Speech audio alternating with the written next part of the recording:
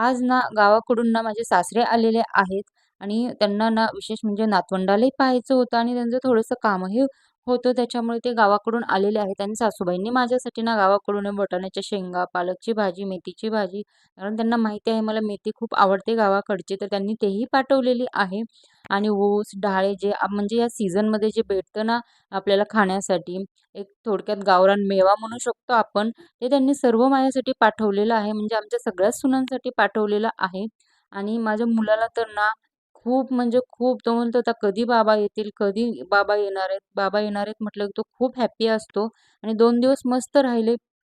सासरे त्यांचं कामही झालेलं होतं आणि त्यांना आज जायचं होतं कारण गावी सासूबाई एकट्या असल्यामुळे लवकर रिटर्न जायचं होतं त्यांना.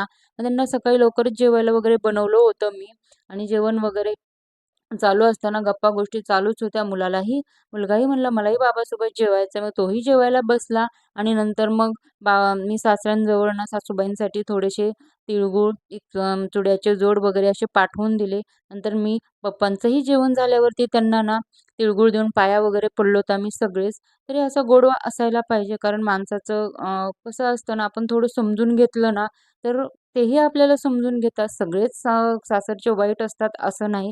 आपल्यावरतीही काही असतं, आपल्या संस्कारावरतीही काही असतं. आपण जीव लावला की समोरचेही लावतात आणि तसंही मला माझ्या सासू-सासऱ्यांनी कधी सून समजलंच नाही. एक मुलीप्रमाणेच आतापर्यंत ट्रीट केलं आहे. कारण त्यांना तर मुलगी नाहीच आहे.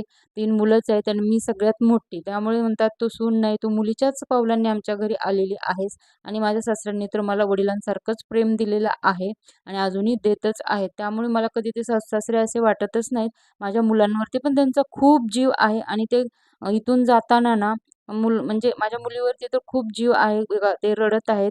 कारण त्यांना म्हणजे असं नाही जावंसं वाटत आणि हेच ते प्रेम असतं, ते आजकाल मुलांना भेटत नाही आणि भेटायला पाहिजे. तर हा मिनी ब्लॉग माझा कसा वाटला नक्की कमेंट करून सांगा.